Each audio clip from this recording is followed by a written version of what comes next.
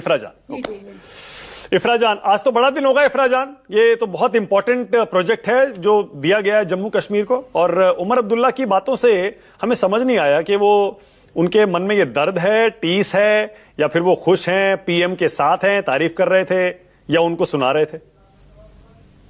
जी जी, देखिए आपने पहली बात कही कि आज ये बहुत बड़ा दिन जम्मू और कश्मीर के लिए है। बेशक ये जम्मू और कश्मीर के लिए बहुत बड़ा दिन है। जैसा बार बार पॉइंट आउट किया गया है, ये प्रोजेक्ट जो है पिछले 40 साल से चल रहा है और हम तो तब पैदा भी नहीं हुए थे जब से ये प्रोजेक्ट चल रहा है। उमर साहब ने खुद बोला वो एक छोटे स्कूल में, हमारे जो चीफ मिनिस्टर हैं वो स्कूल जाया करते थे जब ये प्रोजेक्ट शुरू हुआ है।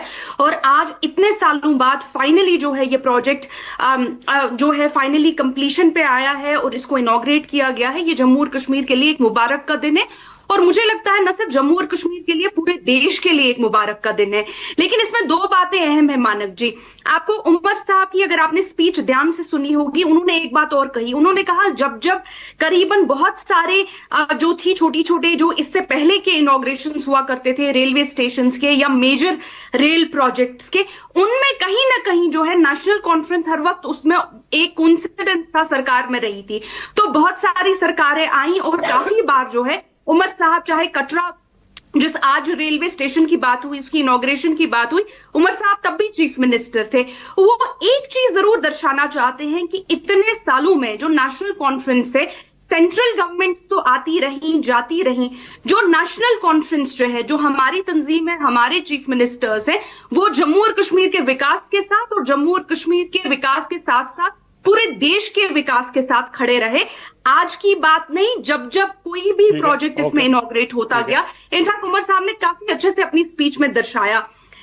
हमारे मोदी जी, हमारे माननीय प्राइम मिनिस्टर जो है, उन्होंने एक बात की, उन्होंने बहुत अच्छी बात कही। उन्होंने कहा दो चीजें थी जिस वजह से पाकिस्तान ने जो है ये हमला किया। उन्होंने बात की कश्मीरियत पे हमले की, कश्मीरियत पे वार की, और उन्होंने बात की इंसानियत पे वार की। तो दो चीजें अच्छी कही और साथ में ये भी बोला कि ये जो हमला किया गया था इस वजह से किया गया था कि हिंदुस्तान में दंगे हो, हिंदुस्तान में दंगा फसाद किया जाए।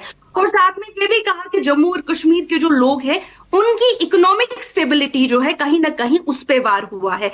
लेकिन हमारे मोदी जी ने जब जमहूरियत की, उन्होंने बहुत अच्छे से कश्मीरियत की बात की, उन्होंने इंसानियत पे वार की बात की। जो हमारे चीफ मिनिस्टर हैं उमर साहब, उन्होंने जमहूरियत की बात की, क्योंकि नरेंद्र मोदी जी कहीं जमहूरियत जो है वो एक लफ्ज भूल गए थे वाजपेयी जी के इन 3 अल्फाज में से। जमहूरियत का मतलब है डेमोक्रेसी और जमहूरियत का मतलब है जो लोग हजारों की तादाद में वोट देने निकले, अपना एक आश्वासन कि इंडियन कॉन्स्टिट्यूशन में, भारत के संविधान में दिखाया, जो वादा उनसे हमारे नरेंद्र मोदी जी ने किया था, हमारे माननीय प्रधानमंत्री जी ने किया था, वो वादा जो है वो वादा बंद है, वो वादा फुल स्टेटहुड किया जाए। अब इसमें बस एक पॉइंट है, बार बार उनका मजाक उड़ाना और कहना कि अरे टाइम पे होगा, करेंगे, देखेंगे। कहीं ना कहीं जितना आप उसमें डिले करते जा रहे हैं, उतना जो है वो वादा कहीं ना कहीं खोखला होता जा रहा है। ये कहना कि हम वो वादा 10 साल बाद करेंगे, 20 साल बाद करेंगे। अब मैं छोटे छोटे 2-3 सवाल आपसे पूछ रहा हूं इफ्रा, क्योंकि देखिए आप तो जम्मू कश्मीर की रूलिंग पार्टी हैं और शायद वहां की सबसे पुरानी पार्टी भी है। तो इफ्रा, एक नरेंद्र सरेंडर जो कांग्रेस पार्टी कर रही है, आप उससे सहमत हैं क्या? क्या केंद्र सरकार ने, प्रधानमंत्री ने सरेंडर किया है क्या? देखिए, पहली बात तो मैं जम्मू और कश्मीर की बात करना चाहती हूं। मैं 1,35,00,000 लोगों को यहाँ पे हमारी पॉलिटिकल पार्टी रिप्रेजेंट करती है।